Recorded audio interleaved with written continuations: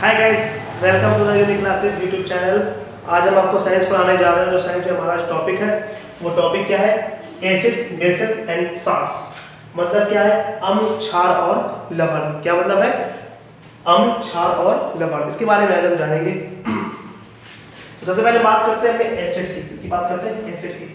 लिखा है term acid has been obtained from the Latin name acidus which mean sour. कहते जो हमारा एसिड है वो हमें कहां से प्राप्त हुआ? जो एसिड का टर्म है वो हमें कहां से प्राप्त हुआ है? वो हमें लैटिन नामक एसिड मतलब अम्ल से ये हमें जो एसिड है ये एसिड हमें प्राप्त हुआ है ना।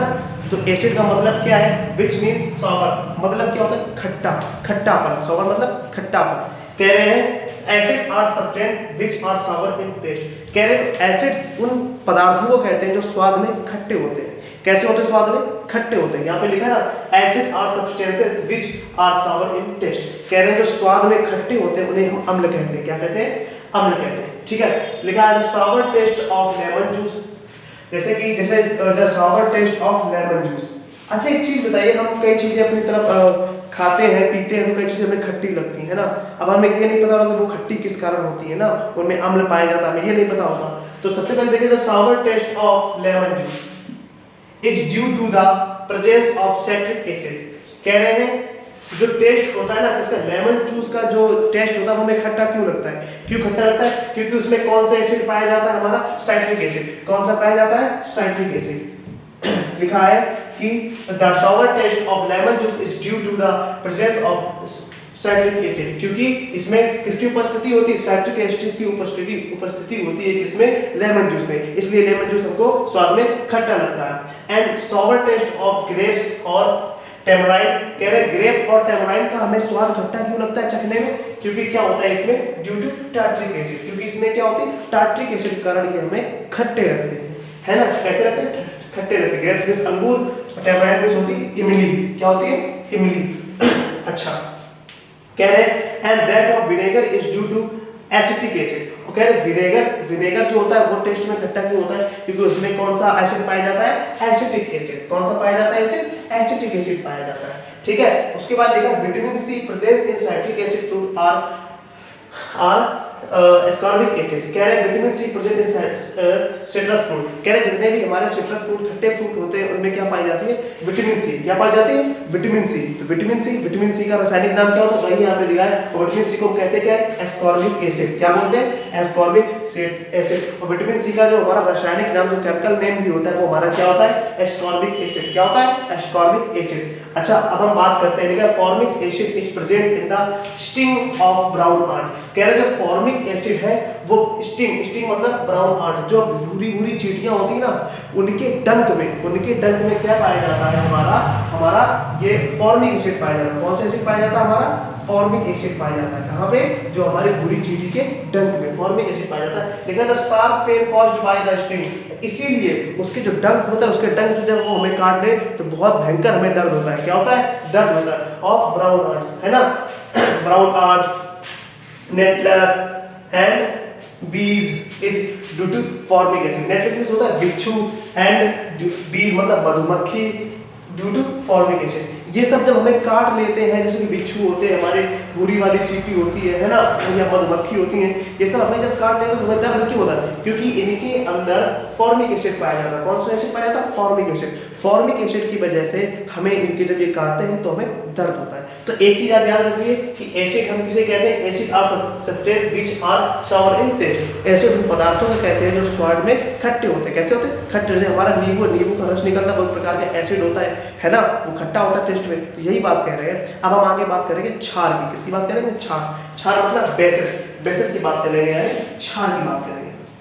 लिखा है substance like soap, baking soda, detergent and shampoo which are bitter in taste and soapy to touch are called bases. कह रहे सब्सटेंस पदार्थ लाइक वन जैसे कि सोप मतलब साबुन, फिर बेकिंग सोडा, उसके मतलब डिटर्जेंट जो हमारे घर पे यूज होता है, एंड शैम्पूज। ठीक है, shampoos which are bitter in taste, जो क्या होते हैं बिटर इन टेस्ट, जो स्वाद में कैसे होते हैं, कड़वे होते हैं। कैसे होते हैं स्वाद में, कड़वे होते हैं। And soapy to touch are not base, और छूने में कैसे होते हैं, साबुन की तरीके। छूने में कैसे लगते हैं, साबुन की तरीके। उन्हें हम क्या कहते हैं, बेसिस। क्या कहते हैं, बेसिस, मतलब उन्हें हम क्षार कहते हैं। क्या कहते हैं, क्षार कहते हैं। अब आगे समझते हैं, लिखा है these substance are said to be bases, ऐसे पदार्थों को, तो क्या कह रहे थे कि these substance are said to be bases, तो ऐसे सब्सटेंस को, ऐसे पदार्थों को हम क्या कहते हैं, बेसिस, मतलब क्या कहते हैं, क्षार कहते हैं।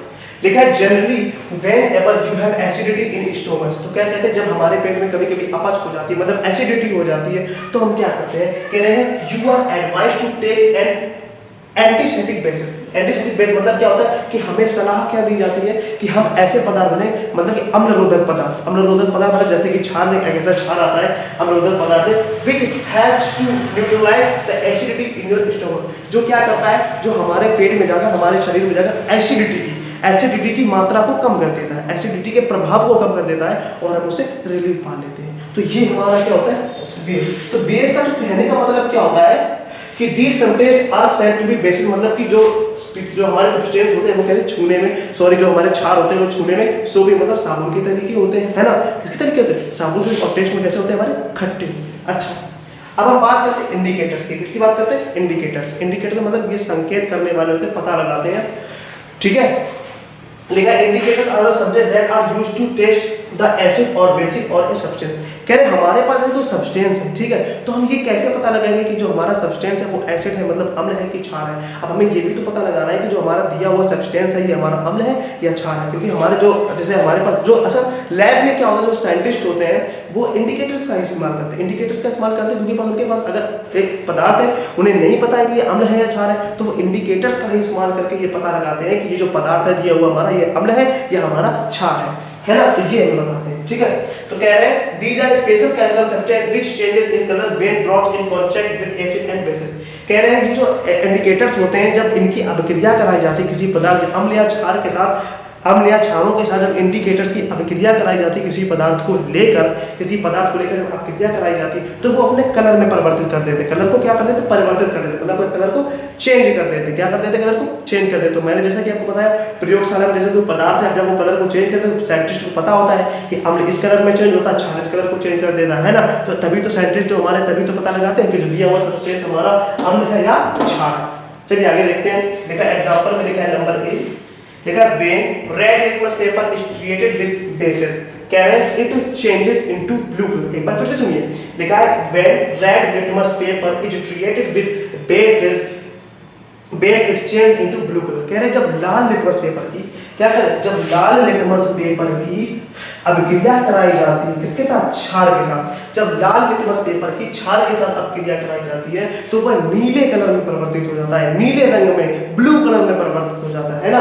क्या कह रहे हैं कि जब लाल लिटमस पेपर की अभिक्रिया कराई जाती है क्षार के साथ अभिक्रिया होती है तो वह नीले कलर में परिवर्तित हो जाते हैं, ठीक है। अच्छा, ये तो हमें पता लग गया कि जब लाल लिटमस पेपर को ले जाएंगे क्षार के साथ तो ये होगा। अच्छा, अब देखते हैं फिर क्या लिखा, जो हमें नीला रंग प्राप्त होता है, क्या कह रहे हैं, when blue litmus paper is treated with acid it turns red, कह रहे हैं when जब नीले लिटमस पेपर की अभिक्रिया कराई जाती है एसिड मतलब अम्ल के साथ, जब नीले लिटमस पेपर की अम्ल के साथ अभिक्रिया कराई जाती है तो वह लाल रंग मतलब हल्का पिंक कलर होता है, मतलब लाल रंग या पिंक कलर में चेंज हो जाता है। एक बार फिर से सुनिए कि जब लाल लिटमस पेपर की अभिक्रिया कराई जाती है क्षारों के साथ तो वह ब्लू कलर में देते हैं, ठीक है। लेकिन जब अम्ल की अभिक्रिया कराई जाती है नीले लिटमस पेपर के साथ तो वह हमें कैसा कलर देते हैं, रेड कलर। तो ऐसे ही साइंटिस्ट पता लगाते हैं या हम पता लगाते हैं कि किस प्रकार से हमारा ये सब्सटेंस एसिड है या बेसिस है ना। तो इस तरीके से पता लगाते हैं। तो अभी तक हमने अपनी अम्ल की और क्षार की बात करी, अब हम साल्ट की बात करेंगे, मतलब कि साल्ट हमारा क्या होता है, लवण की बात करेंगे।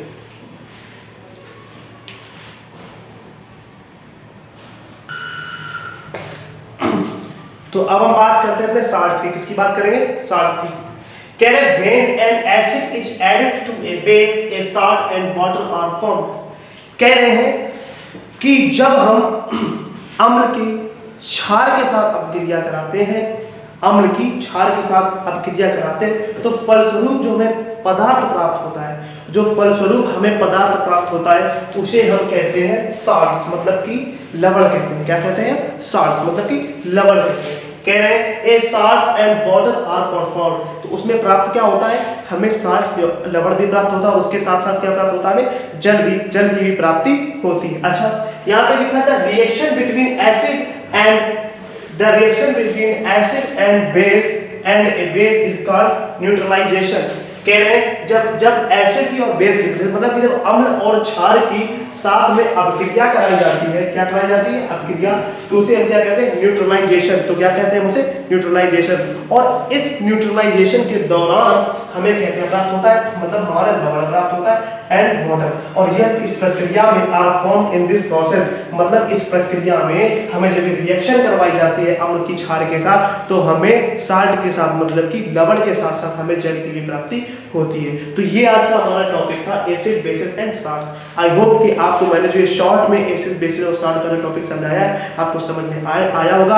अगर आपको इसमें भी कोई भी परेशानी हो रही है तो हमें कमेंट बॉक्स में जरूर बताएं, या हमारा जो कॉन्टैक्ट नंबर है उस पर हमें जरूर बताएं। आपकी सभी समस्याओं का हल किया जाएगा। लेकिन वीडियो अगर एक बार में समझ में नहीं आती है तो 2-3 बार वीडियो को देखें, वीडियो आपको समझ में जरूर आएगी। तब तक के लिए सुरक्षित रहें। Thank you. जय हिंद।